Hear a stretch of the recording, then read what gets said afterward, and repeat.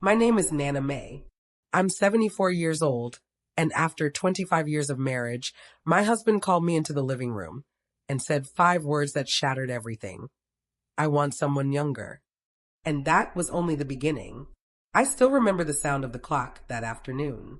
Tick, tick, tick. It was loud, too loud, like it knew something I didn't. The house smelled of lentil soup, the same recipe I'd been cooking for decades, the same pot, the same wooden spoon with the crack near the handle, the same life. I was standing at the stove when my phone rang. I wiped my hands on my apron and glanced at the screen. Hassan, my husband. My chest tightened for no reason I could explain. Hello, I said. There was a pause. Then his voice, flat, careful. Nana, come sit in the living room. We need to talk. Not can we talk. Not are you free. We need to talk. The spoon slipped from my hand and hit the counter with a dull clatter. Is everything okay? I asked. Another pause. We'll talk when you come, he said. And then the line went dead. I stood there, staring at my phone. The soup boiled over. I didn't turn the stove off. I just stood there thinking. 25 years. 25 years, and he couldn't even finish the sentence. The living room felt colder than usual. Hassan was sitting on the couch, upright, hands folded, dressed like he was going somewhere important. That should have been my first warning. I sat in the armchair across from him. So, I said softly, forcing a small smile. What's wrong? He didn't look at me. Instead, he stared at the wall, at our wedding photo. Me, young, smiling, hair thick and black. Him, proud, strong, holding my hand like I was the only thing that mattered. His jaw tightened. Nana, he said, finally turning to me. I'm not happy. The words hit me, but they didn't knock me down yet. Oh, I replied. Everyone gets unhappy sometimes. We'll fix it. No, he said quickly. You don't understand. My heart began to race. What don't I understand? He took a breath, a long one, and then he said it. I want someone younger. The room went silent. The clock stopped ticking in my head. I stared at him, waiting for laughter, for a joke, for him to say I'm kidding. But he didn't. What? I whispered. He cleared his throat. I've spent my whole life being responsible. A husband. A father. I deserve more. More. That word tasted bitter. You mean, I said slowly, you want to leave me? He shifted uncomfortably. I didn't say that. But you did, I replied. You just used nicer words. He sighed, irritated. Don't make this dramatic, Nana. I laughed. A sharp, broken sound. Dramatic? I repeated. You just told your wife of 25 years that she's too old for you. He finally looked at me then. And I saw it. Guilt. Yes. But also something else. Impatience. Like I was an obstacle. Is there someone else? I asked.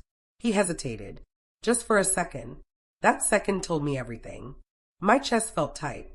So there is, I said. He rubbed his face. She's younger. She makes me feel alive. Alive. I looked down at my hands. Wrinkled. Spotted. Hands that had cooked every meal. Washed every shirt. Held every fevered forehead. So I make you feel what? I asked quietly. Dead. He didn't answer. That was answer enough. I stood up slowly. My legs were shaking, but I refused to let him see it. You want someone younger, I said. Fine. But don't stand there and pretend this is about happiness. This is about your fear. He frowned. My fear. Yes, I said. You're afraid of getting old. So you're running toward youth like it will save you. He scoffed. You always do this. Turn everything into a lecture. No, I said softly. I'm turning it into the truth. His jaw clenched. I didn't call you in here to be judged. Then why did you call me? I asked. To ask permission to betray me? He stood up. I didn't betray you. Not yet. That word. Yet. It sliced through me. Our daughter, Aisha, walked in then. She froze when she saw our faces. What's going on? She asked. Hassan didn't answer. I did. Your father says I'm too old for him. Aisha's eyes widened. What? She snapped, turning to him. Dad, what are you talking about? He raised his hands defensively. I didn't say it like that. But that's what you meant, I said. Aisha shook her head in disbelief. After everything Mom did for you? He looked away. She doesn't understand me, he muttered. I felt something crack inside my chest. She understands loyalty, I said. Something you seem to have forgotten. Aisha stepped closer to him. Who is she asked sharply. He stayed silent. Who is S.H.E., she repeated. He swallowed. A colleague. I closed my eyes. Of course. Always someone from work. Someone who only saw him at his best. Never tired. Never sick. Never vulnerable. That night, I lay in bed staring at the ceiling. Hassan slept beside me. Peacefully. Like he hadn't just destroyed my world. I thought about every sacrifice. Every dream postponed. Every ambition buried. Every wrinkle earned. And I realized something terrifying. This wasn't sudden. This wasn't impulsive. He had been planning this. For months. Maybe years. The next morning, my sister called. Nana, she said hesitantly. Is everything okay? My heart sank. What do you mean? She paused. I heard. Hassan's been seen with someone. A young woman. I gripped the phone. So everyone knew. Everyone but me. When I hung up, I sat at the kitchen table shaking. Humiliated. Blindsided. Discarded. But beneath the pain, something else was forming. A quiet heat. A resolve. That evening, Hassan came home late. He smelled like unfamiliar perfume. He loosened his tie and said casually, We need to talk about arrangements. Arrangements. Like I was furniture. I looked up at him slowly. And for the first time since that phone call, I smiled. Not a sad smile. A calm one. Because in that moment I realized. He thought I was weak. He thought age had erased me. He had no idea what I was about to say. And he had no idea that his life was about to change forever. The humiliation didn't come in private. It came dressed in silk, gold, and smiles on a day meant to celebrate love. I didn't sleep that night. Not even for a minute. Hassan's breathing beside me was slow, steady, peaceful, as if he hadn't just announced the end of my life as I knew it. I lay on my back, staring at the ceiling fan as it turned in lazy circles. 25 years. I whispered it to myself like a prayer. 25 years. Every birthday candle. Every scraped knee. Every silent tear swallowed. So the family could stay strong. And now, I was too old. By morning my eyes burned. My body felt hollow. But my mind was sharp. Too sharp. The phone buzzed at 7:14 a.m. A message from my niece, Sana. Kala, are you coming today? Everyone's excited. My fingers froze. Today. The wedding. I swallowed. Today was my cousin's daughter's wedding. A big one. Hundreds of guests. Music. Cameras. Family from everywhere. And Hassan had insisted we go.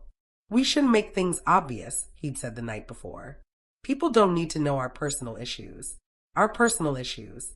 As if his betrayal was a disagreement about curtains. I typed back. Yes, we're coming.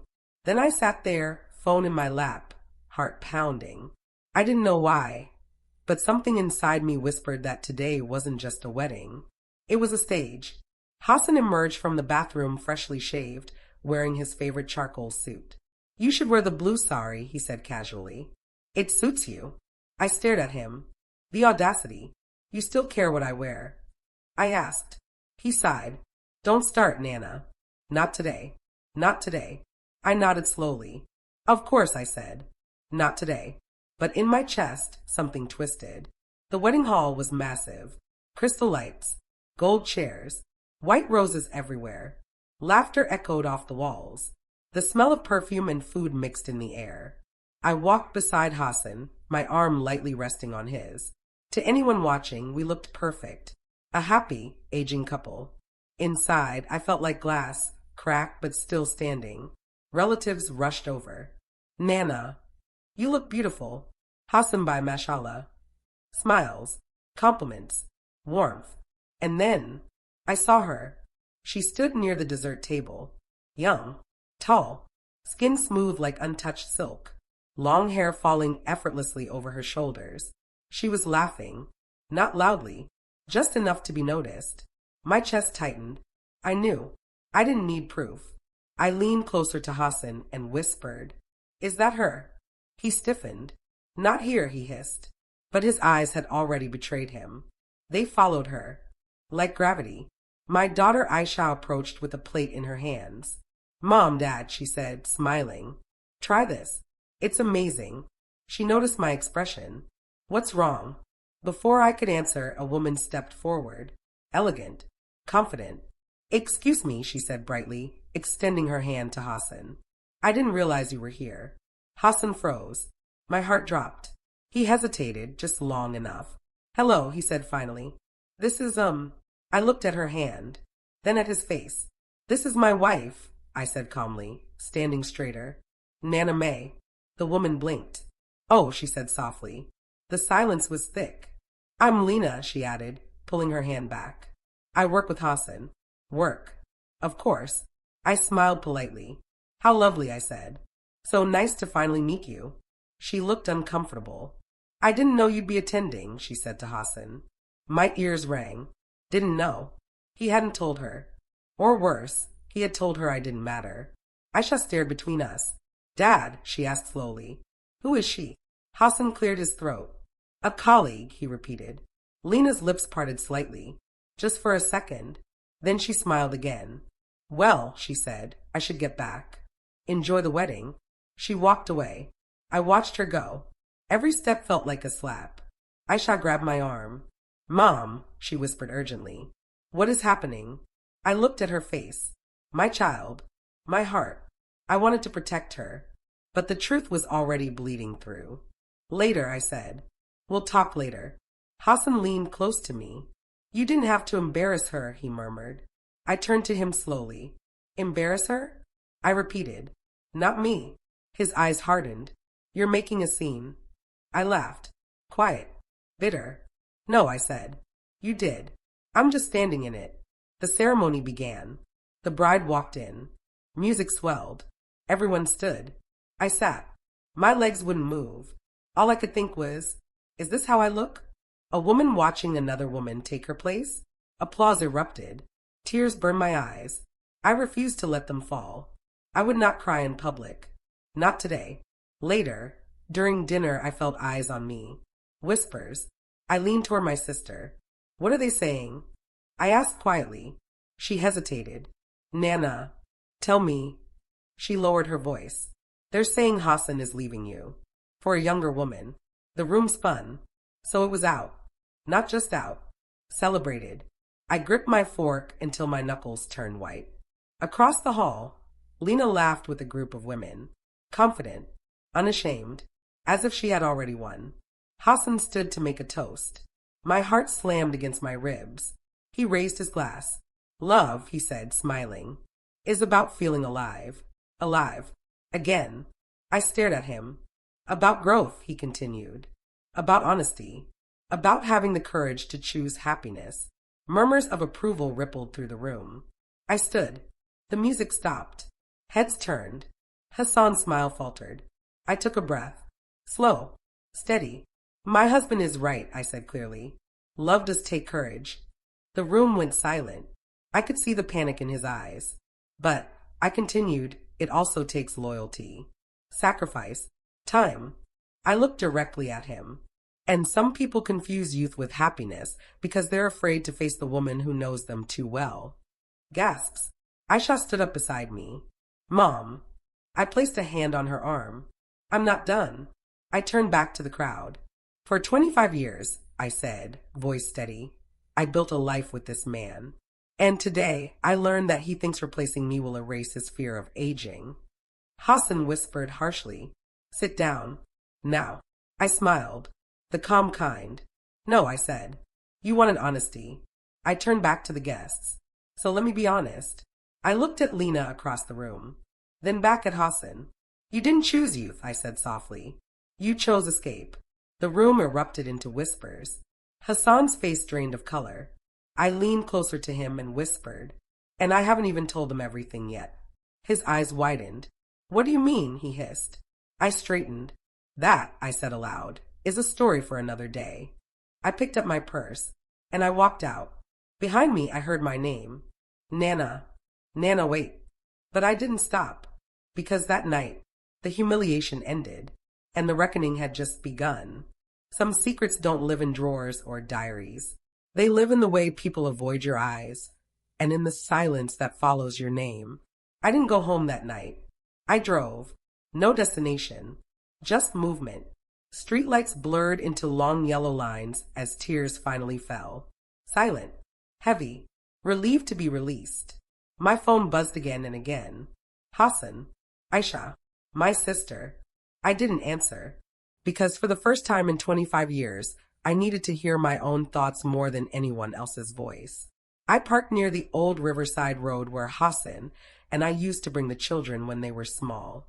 I stayed in the car, hands on the steering wheel, breathing like I had just escaped something dangerous.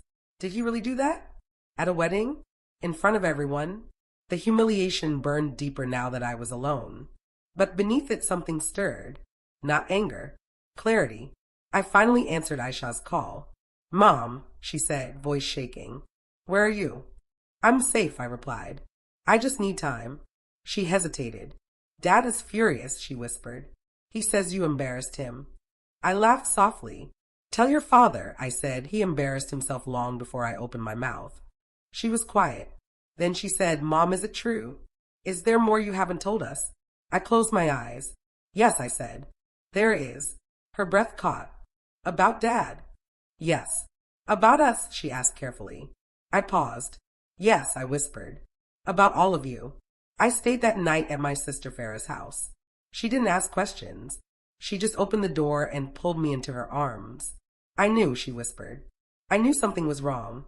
We sat on the floor of her living room, wrapped in blankets like children. "Tell me," she said gently. I stared at the wall. "I warned him," I began. "Years ago." She frowned. "Warned him about what?"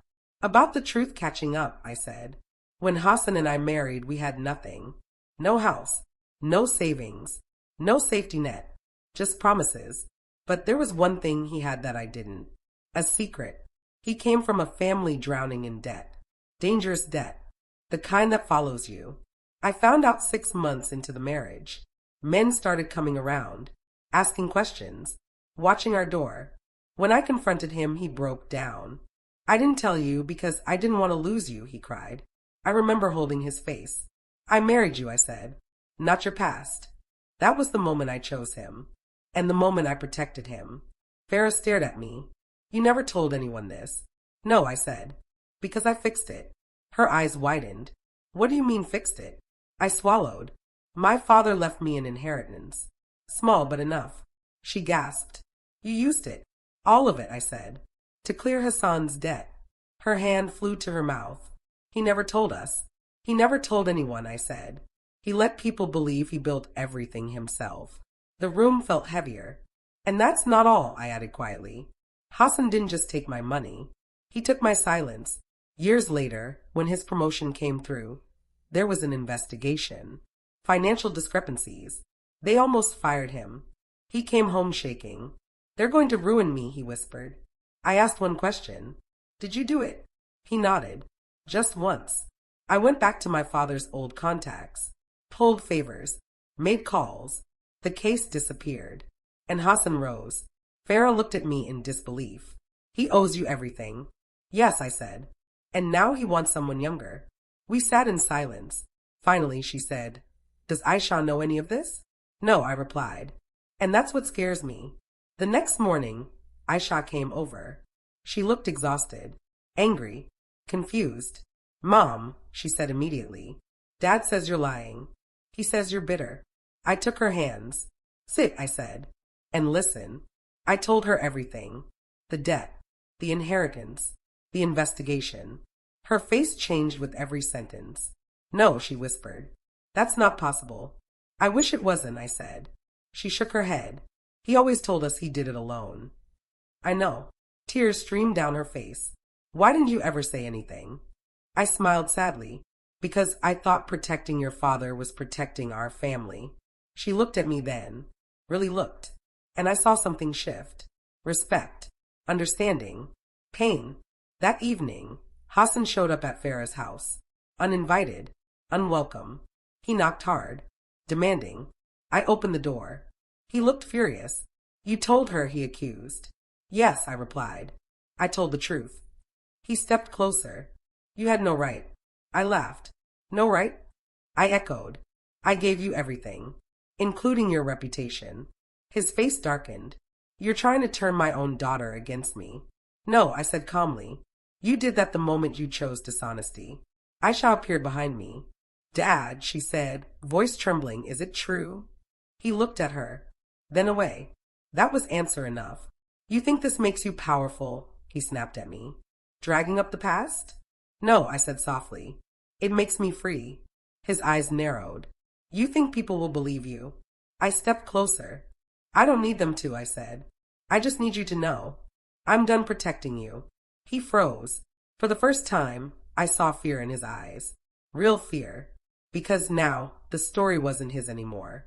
As he turned to leave, he stopped. You think you've won, he said quietly.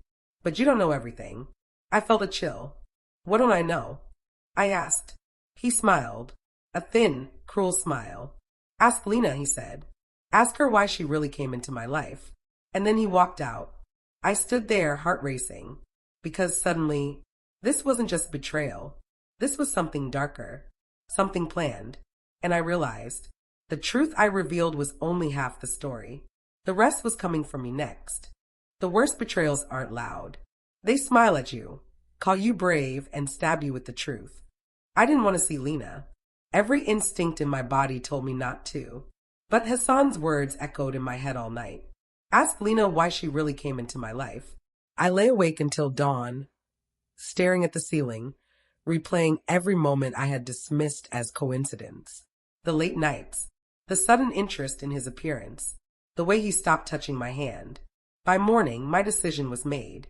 I would not wait for the truth to come to me. I would walk straight into it. Lena worked at a private consultancy firm in the city. Glass walls, polished floors, everything smelled expensive and temporary. I stood at the reception desk, my heart pounding. I'm here to see Lena, I said. The receptionist looked uncertain. Do you have an appointment? No, I replied calmly. But she'll want to see me.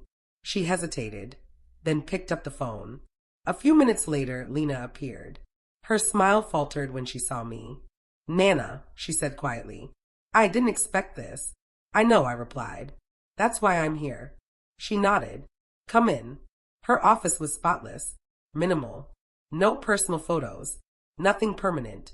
She gestured for me to sit. I didn't. Why? I asked immediately. She blinked. Why what? Why Hassan? I asked. Why a married man with a family? Why now? She exhaled slowly.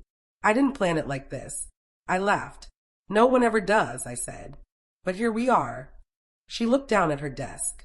He told me you were cold, she said softly. That you had checked out of the marriage. I felt the familiar sting. He told me you were just a phase, I replied. That you were a distraction. Her head snapped up. He said you were aware. I stared at her. No, I said. He said nothing. Silence filled the room. Then she said something that made my breath catch. He didn't choose me, Nana. My heart thudded. What do you mean? She swallowed. I chose him. I sat down. The room tilted slightly. Explain, I said. She hesitated. I was hired to audit internal finances, she admitted. His department. There were irregularities. My chest tightened. Again. I whispered. She nodded. He panicked. Just like before. I closed my eyes. History repeating itself. He thought he could charm his way out, she continued. But I saw through it. So you seduced him? I asked. She flinched. No, she said quickly. I offered him protection. I laughed bitterly. By sleeping with him? Her eyes filled with tears. I didn't expect to feel anything. I leaned forward. But you did. She nodded. Yes. So this wasn't about love, I said. It was about leverage. She looked away. At first, she admitted. Yes. I felt sick. You destroyed my marriage for a case study? I asked. She shook her head. I didn't know about you. Not really. Not until it was too late. I stood. You knew enough. She winced. There's more, she said quietly. I froze. What? She met my eyes. He's planning to leave you with nothing. The words hit like ice. He's been moving assets, she continued. Accounts. Property. In my name. My knees weakened. You're lying, I whispered. I wish I was, she replied. I thought of the house, the savings, the life I'd built. Why tell me this? I asked. She took a shaky breath. Because I didn't sign up to destroy a woman who gave everything. I stared at her. And what do you want? She swallowed. I want out. When I left her office, my hands were shaking. I sat in my car, breathing hard. Hassan wasn't just leaving me. He was erasing me. The humiliation wasn't over. It was just evolving. That night, Hassan called. I heard you went to see Lena, he said calmly. I felt a chill. She told me everything, I replied. He laughed. Did she? Yes, I said. About the accounts. About your plan. Silence. Then his voice hardened. You think you can stop me? I think, I said slowly. You underestimated me. He chuckled. You were always useful, Nana. Just not forever. That word again. Useful. I closed my eyes. I protected you once, I said. I won't do it again. His tone shifted. Dangerous. Be careful, he warned. You don't know who you're up against. The line went dead. I sat in the dark, heart pounding, because now I knew. This wasn't a midlife crisis. This was a calculated betrayal. And I was standing at the edge of something far worse. I didn't go to confront my husband to beg him to stay. I went to confront him so he would finally see me. The house felt different when I walked back in. Not quiet. Hollow. Like it had already accepted my absence. I stood at the doorway for a long moment, my hand still on the handle, breathing in the familiar scent of polish, old curtains, and memories that no longer belonged to me. This house. I chose the tiles. I argued for the extra window. I planted the lemon tree in the back myself. And now he was trying to erase me from it. I took off my shoes slowly, deliberately.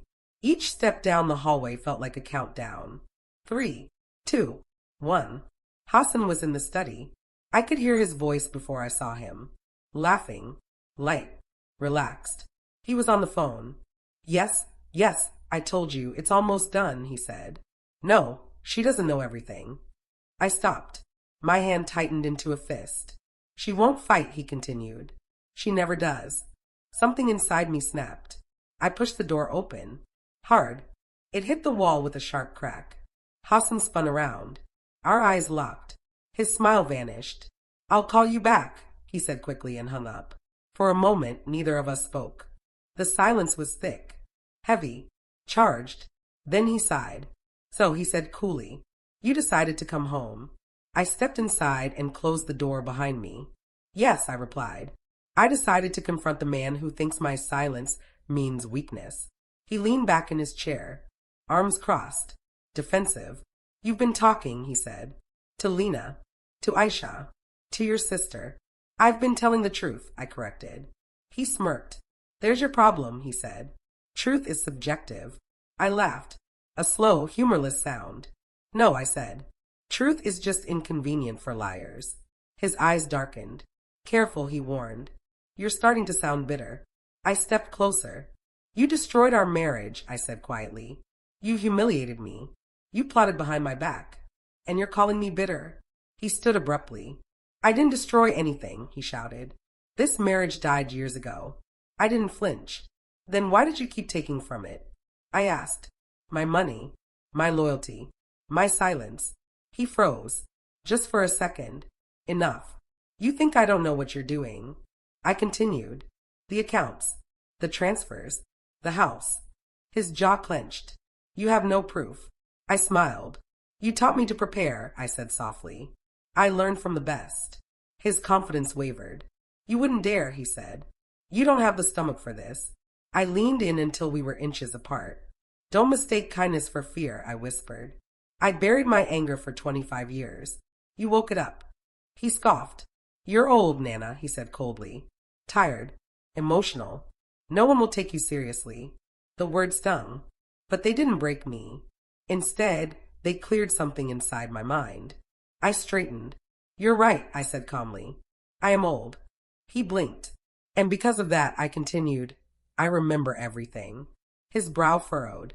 What are you talking about? I remember the debt collectors, I said. The panic attacks. The night you begged me not to leave. His face paled. I remember the inheritance, I went on, and how you let everyone believe it was your success. Stop, he hissed. I remember the investigation, I said, and how close you came to losing everything. He slammed his hand on the desk. Enough. I didn't raise my voice. I saved you, I said simply. Twice. His breathing was heavy now. You think that gives you power? He snapped. No, I replied. It gives me perspective. He laughed sharply. You think bringing up old favors will change anything? I tilted my head. No, I said, but reminding you who you are without me will. That landed. He went quiet. You're not leaving me for youth, I said. You're running from accountability. His lips curled. You don't know what I want. I nodded. You want admiration without responsibility, I said. You want a woman who doesn't know your past. He stepped closer, eyes burning. And you want revenge. No, I said gently. I want dignity. Silence stretched between us. Then he laughed again. You're going to end up alone, he said. No man wants a woman your age with your bitterness. I looked at him. Really looked. And for the first time, I felt nothing. No, I said. I ended up alone the day you stopped seeing me as human. He opened his mouth. I raised a hand. I'm not finished. You asked for honesty at that wedding, I said. Here it is. I took a breath. The woman you're chasing doesn't love you, I said. She sees leverage. His eyes flickered. And the children you think will side with you? I continued. They're watching. Learning. He scoffed. They need me. They need truth, I replied. I turned toward the door. We're done talking, I said. You don't get to walk away, he snapped. I stopped. Turned back slowly. This was the moment. The sentence. The one Lena said would destroy him. The one I had held back. I met his eyes. Steady. Unflinching. You're not leaving me, I said quietly. He frowned. What? I'm leaving you, I continued. And I'm taking my name off everything you built on my back. His breath hitched. You wouldn't survive without me, he whispered. I smiled. The calm, terrifying kind. I survived you, I said. That was the hard part. He stared at me. Speechless. Truly. For the first time in 25 years. He had nothing to say. I walked out of the study. My legs trembled. My heart raced. But my spine was straight. Behind me, I heard something fall. Glass. Breaking. I didn't turn around. Because the confrontation wasn't the end. It was the opening shot. And the real war was just beginning. Sometimes the truth doesn't arrive in a whisper or a confession. It comes in cold paper, sealed envelopes, and names you didn't know mattered. I didn't sleep that night. Hassan had been quiet since our confrontation. Too quiet. The kind of quiet that makes the air around you heavy, suffocating. I kept replaying my words from the study. I survived you. I'm leaving you. I will take my name off everything you built on my back. They had landed like a bomb, and I could feel it in the silence. He was planning something. The next morning, I went to the safe, the one he never thought I knew about. Years ago, I discovered it while dusting the study. A small metal box, hidden behind old files, locked with a combination. I had memorized it, because a woman like me doesn't ignore hidden things. I knelt and turned the dials. Click, click, click. The lid lifted. Inside, files, contracts, letters, statements, all neatly stacked, all labeled with names I didn't recognize. I picked one up. My hand shook. It was addressed to him. Hassan Bai, it began. The words were formal, cold. The sender? A law firm I didn't recognize. The letter outlined hidden properties, offshore accounts, a corporation I never knew existed. And then I noticed something worse. A line that made my stomach twist. Transfer of assets to Ms. Lena will proceed immediately upon final approval. I felt a cold rage rise in me. He had been planning this. This betrayal. Not just emotional. Financial. Total. I flipped through the files. Invoices. Account statements. Power of attorney forms. Every legal loophole exploited. Every document forged. Everything pointed to one thing. He intended to erase me. I sank into the armchair. Tears streamed down my face. Not from weakness. From the weight of betrayal. 25 years of marriage, reduced to numbers on paper. I heard a knock. Aisha's voice. Mom, I wanted to see you. I quickly wiped my tears. Come in, I said. She stepped in, her eyes wide. You found them, she said quietly. Yes, I replied. She came closer, glancing at the files. They're hiding everything, she said. Why would he do this? I took a deep breath. Because, I said slowly, he thinks he can replace me. Her face twisted with anger and hurt. Mom, what do we do? I looked at her. My daughter. My blood. We fight, I said. We spent the morning going through the documents, tracing accounts, checking signatures. Every discovery made my heart pound faster. We found more than I expected. Hidden real estate properties, secret investments in companies overseas, letters indicating Hassan was funneling money to Lena, bank statements in her name. Aisha gasped. Mom, he's trying to ruin us. I know, I said, and we won't let him. She took my hand. Together, she whispered. Together, I echoed. That afternoon, I confronted him again. I didn't go quietly this time. I went armed with truth, with evidence, with power he thought he had erased. He was sitting in the study, reading a newspaper, pretending normalcy. I slammed the files onto the desk. Look at this, I said. He looked up. The casual smile he always wore faltered. What's this? He asked cautiously. Everything, I said. Every plan. Every account. Every asset you thought I didn't know about. He froze. I could see the anger in his eyes, but also panic. How did you? He stammered. I learned from the best, I said. 25 years of living with a man who thinks he can hide anything from me. He ran his hands through his hair. This isn't yours, he said. Everything I earned, every sacrifice, every decision I made to save your life, it's mine, I replied. He lunged forward. Give me that, he shouted, grabbing the files. I held them tight. You threatened my family, I said, voice low, dangerous. You humiliated me. You tried to erase me. And now, you think you can scare me into silence. He froze. You're unbelievable, he whispered. I'm just awake, I said. The confrontation escalated quickly. He accused. I countered. He shouted. I stayed calm. I reminded him of every night I had stayed awake, worrying about his debts.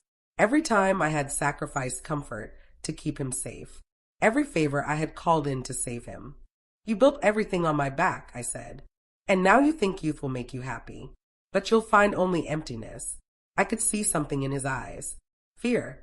Not physical, but the kind that comes when someone realizes the person they underestimated is unstoppable. Hours passed. The sun sank low. Shadows stretched across the study. Finally, Hassan slumped into his chair. Stop talking, he muttered. I smiled softly. I haven't even started, I said. He looked up at me. You think you can take it all back? He asked, voice trembling. Yes, I replied. Not to punish you. Not to humiliate you. But to survive myself. He sat in silence. The man who thought youth and deception could conquer me was speechless.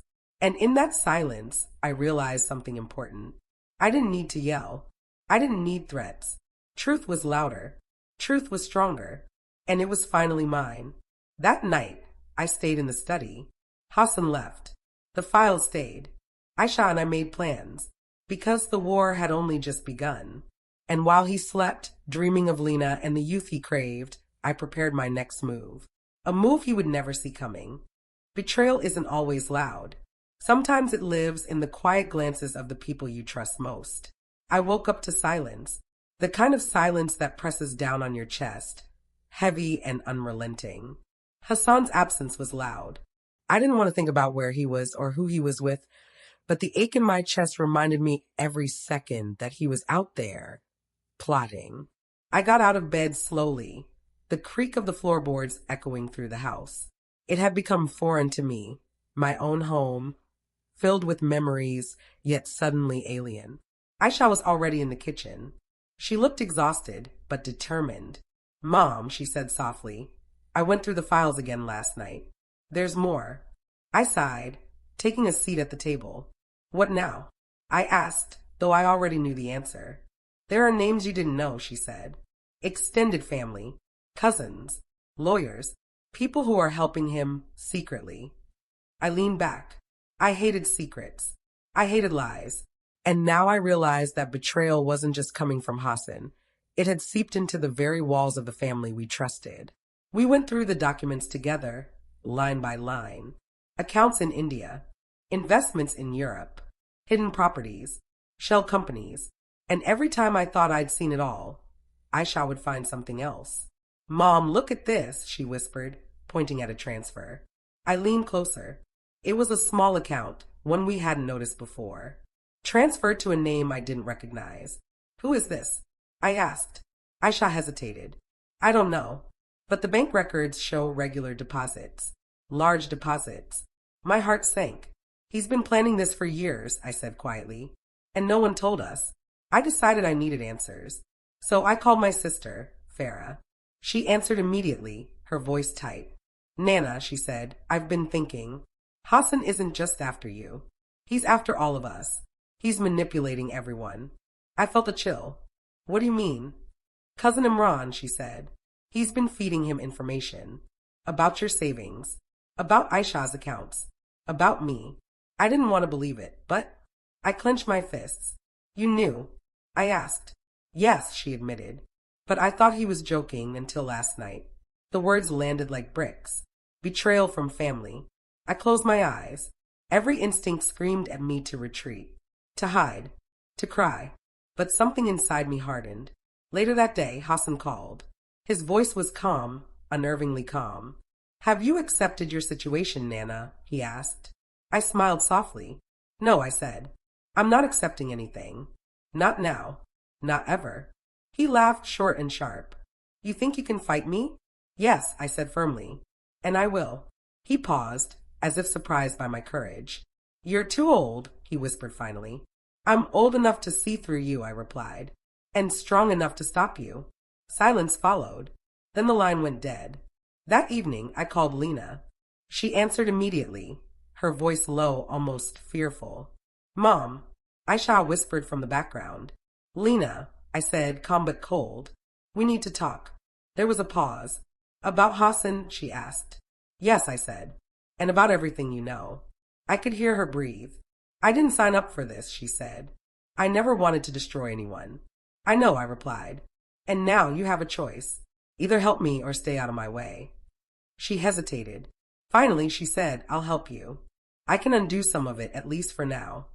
I nodded. "Good. You'll need to tell me everything. Every account. Every plan. Every person involved." "I will," she promised. That night, I couldn't sleep. I walked the house. Every room told a story. The living room, where we laughed as children ran through the halls. The kitchen, where I cooked every meal with love. The study, where he plotted betrayal while I slept. I stopped in front of the mirror. My reflection stared back at me. Wrinkled, aged, tired, and yet unbroken. I touched my face. "I am not finished yet," I whispered. Not by him. Not by anyone. The next morning brought more turmoil. Hassan had called my lawyer. Threats, intimidation, promises of lawsuits. "Mom," Aisha said, "he's trying to scare us." I took a deep breath. "Let him try," I said. "He's about to learn that fear works both ways." We began planning, step by step, document by document. Every move he made, we countered. I felt alive in a way I hadn't in years. Not because of revenge, because for the first time, I was fighting for myself. And then the unthinkable happened. Farah called in tears. "Nana," she said, voice trembling. "Your cousin, he's siding with Hassan. Everything we thought we could trust gone." I sat down heavily. The betrayal was complete. Even my extended family, those I trusted, were part of Hassan's plan. I clenched my fists. Tears streamed down my face. Not from weakness, from the sheer weight of it. The realization that people you love most can hurt you most. Aisha came to me, hugging me tightly. "We're still together, Mom," she whispered. "Yes," I said. "And we will survive this. All of it. We have to." Her courage gave me courage.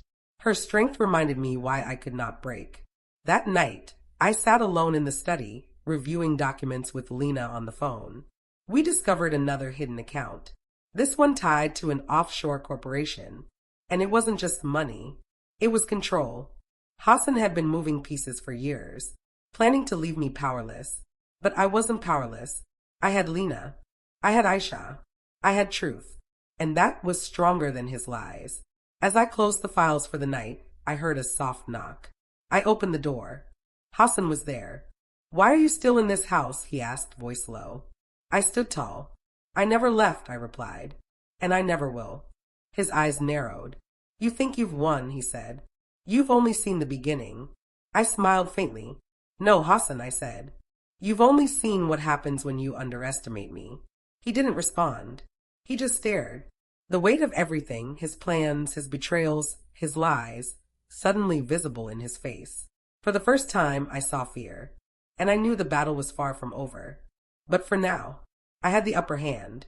Sometimes, the people who seem to be on your side hold the sharpest knives. The morning light streamed through the windows, but it did nothing to warm me. I sat at the dining table with Lena, Aisha hovering nearby. Files, bank statements, and legal documents spread across the table like battlefield maps.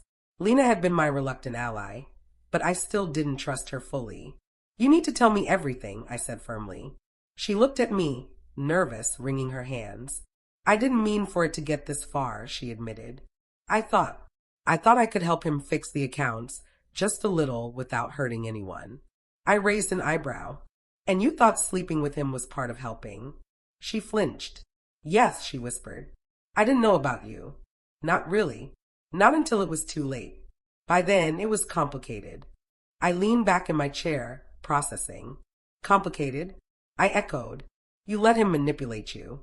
He's done this to everyone in his path." She nodded. "I know. And I want out." I studied her. "You need to swear, Lena," I said slowly. "No more secrets. No more hiding things from me. If I find anything, I will make sure the consequences are worse than anything he could do." Her eyes widened. "I swear," she said softly. "Everything you need to know, I'll tell you. No more lies." Aisha had been quiet, listening. "Mom," she said finally, voice trembling, "does this mean he's really been lying all these years?"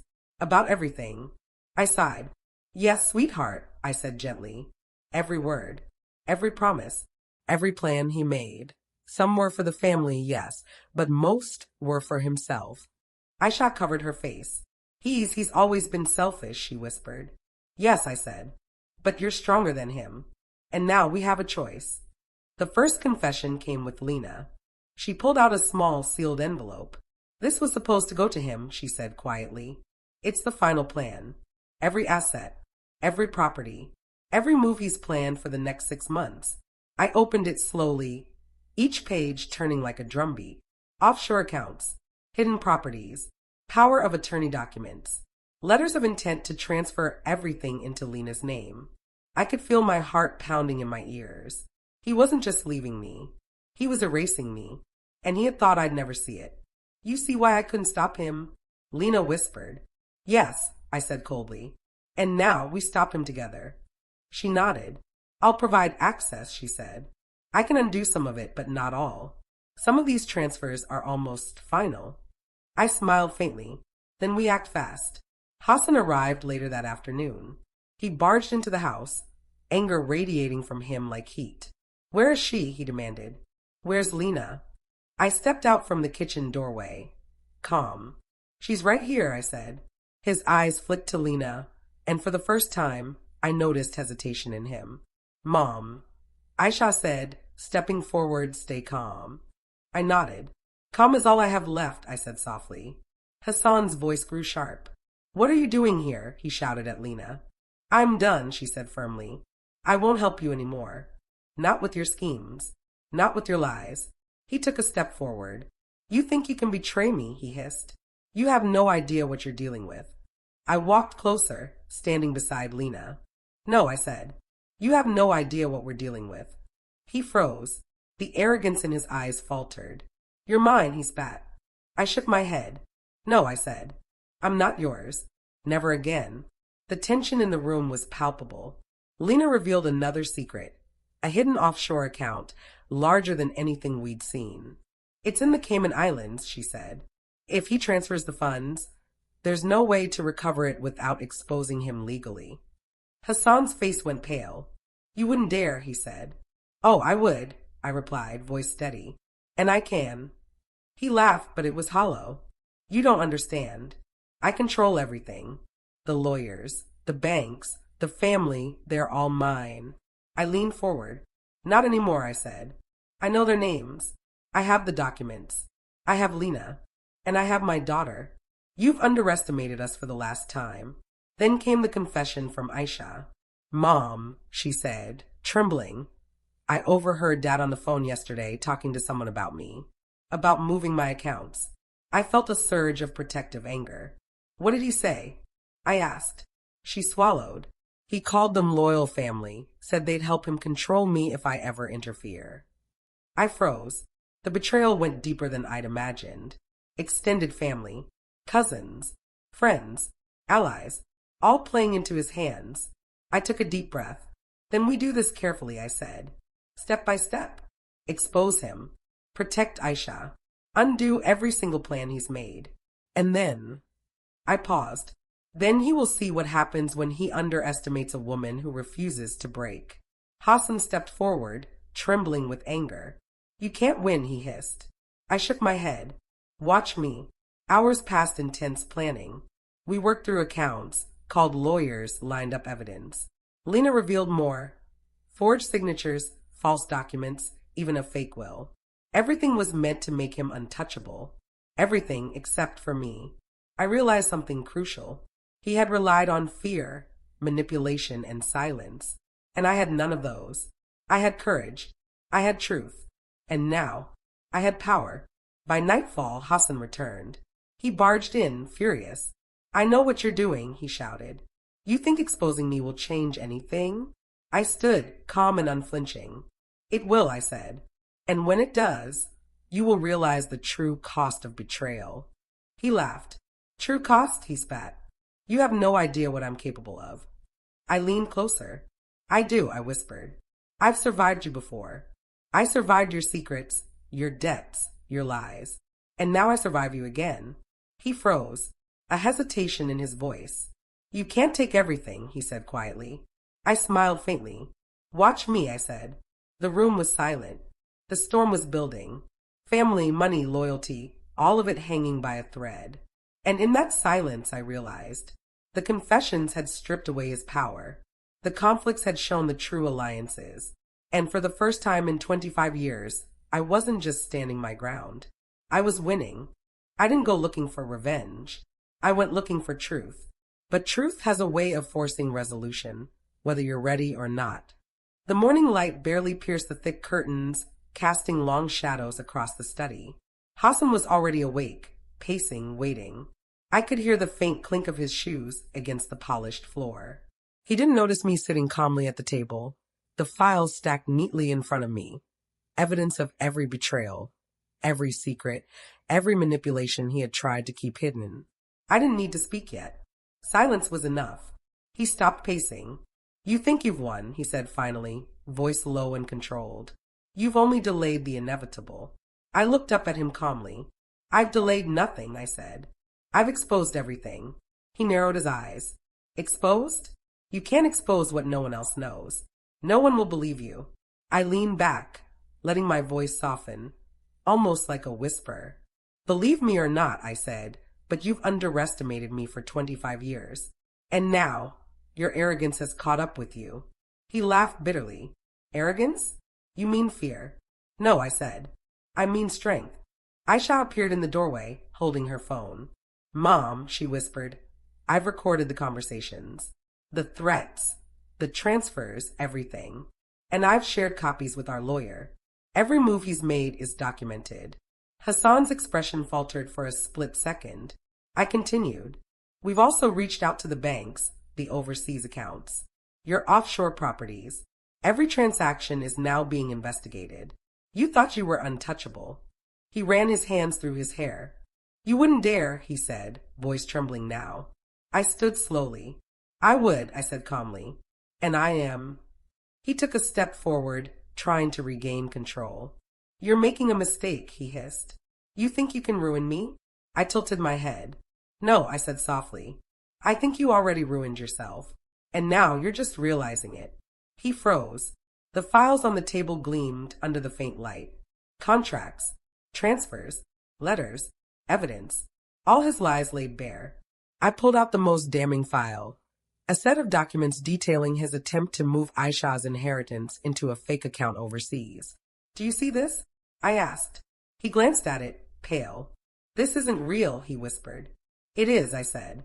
Every number, every signature, every plan. You thought you could hide from me, but I've watched, documented, and prepared for this moment. He slammed his fist on the table, rattling the papers. You've gone too far. I leaned in close. No, I said. This is just far enough. Far enough for you to see that your power has limits. Aisha stepped forward. Dad, she said, voice shaking. I don't understand why you lied to us. Why you try to take everything. Hassan's face twisted in anger. You wouldn't understand, he shouted. This is how the world works. I shook my head. No, Hassan. This is how you work. And now it's ending. He stared at me, and for the first time, I saw fear in his eyes. Not physical fear. The kind of fear that comes when the people you underestimated finally hold the truth in their hands. I pulled out another set of documents, this time proving that several members of his extended family were complicit in his schemes. Do you see this? I asked. Cousins, lawyers, even old friends, everyone who helped you hide this, everyone who thought you could play them, is now exposed. Hassan's lips parted, but no words came out. You underestimated your own family, I continued. And you underestimated me. He slumped into his chair, defeated for the first time. Then, the final piece. Lena had helped us trace a network of accounts that included fake companies meant to siphon funds from our family trust. I laid them out in front of him.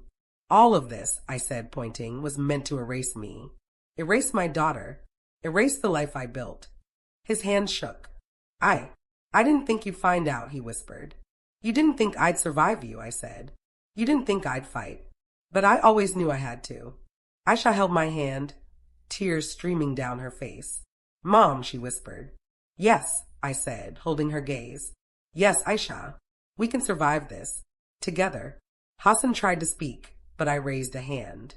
No excuses. No lies. You've done enough damage. And now you face the consequences. He looked around, desperate. You think this ends with me, he said, voice low and trembling. You've only scratched the surface. I smiled faintly. No, I said. This is where it begins for us. And for you, the end of control. Hours later, I watched him pack a small bag. He didn't speak. He didn't argue. For once, I saw him reduced to a man facing the reality of his own actions. You'll regret this, he said finally, as he turned toward the door. I shook my head. No, I said quietly. I'll regret letting you control me for 25 years. But not this. The door clicked shut behind him. And for the first time in decades, I felt the house breathe again. But the war wasn't entirely over. There were still accounts to secure, family members to confront, and the remnants of Hassan's network to dismantle. And I knew this was only the beginning of reclaiming everything. I thought the battle was over. I thought the war was won. But the truth has a way of hiding in plain sight. The house was quiet. Too quiet. Hassan had left, or so I thought.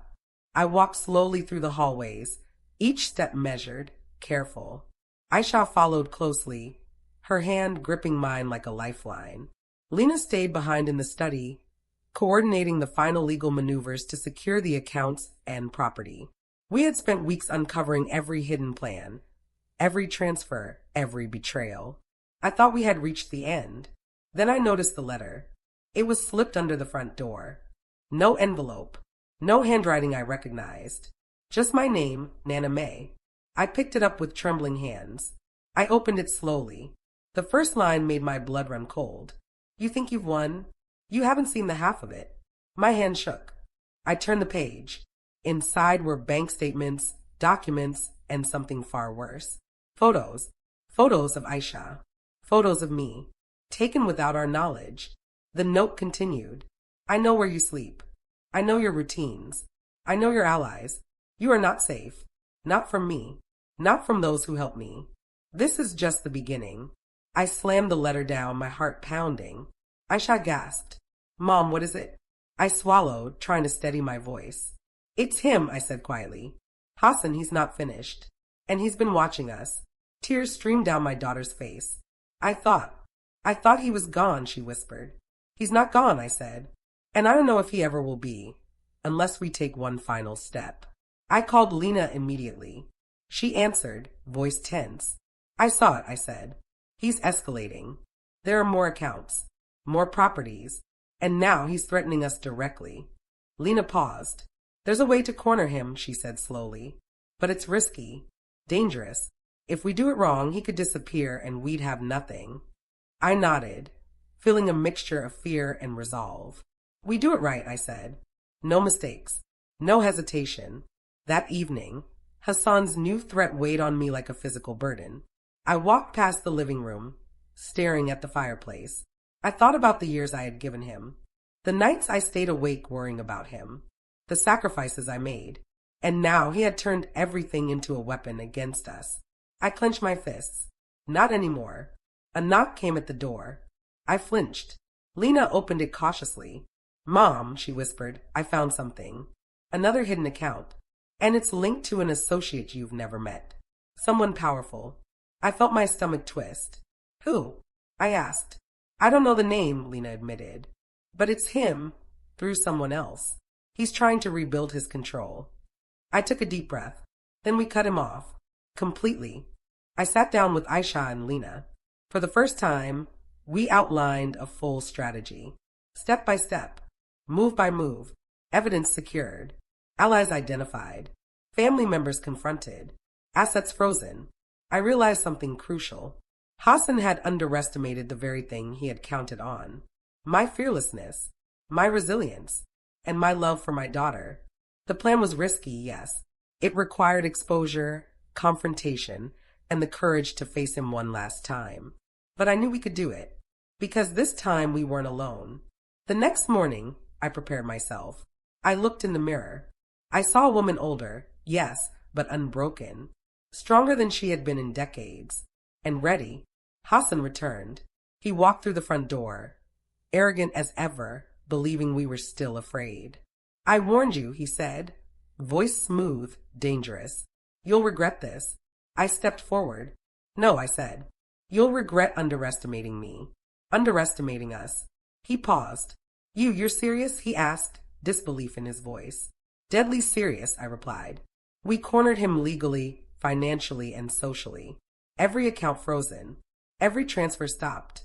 Allies questioned, some confessing their complicity. Hassan's control over our lives crumbled like sand through fingers. And yet, there was one final twist waiting for us. In the last envelope Lena handed me, I discovered a document I had never seen before. A letter from Hassan's own father, hidden away years ago. It revealed a secret inheritance meant for Hassan alone. But the terms were specific. Any attempt to betray his family would forfeit it entirely. Hassan's greed had finally backfired. His own father had set the trap years ago. And now he was walking straight into it. I felt a mixture of relief and exhaustion. The war had shifted. We had won this battle. But the story wasn't over. Because in Hassan's silence I realized he was already planning something new. Something dangerous. Something that could come at any moment. I looked at Aisha. We survived him before, I said softly. And we'll survive him again. She hugged me tightly. I'm scared, she whispered. I know, I said. But fear is temporary. Courage lasts forever. That night, as I watched the moon rise over the house, I realized one thing. This wasn't just a story about betrayal.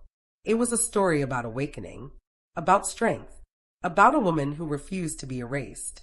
And though the future was uncertain, one truth remained. I was ready. For anything. For everything. Hassan might think the game was over. But for me, it had only just begun.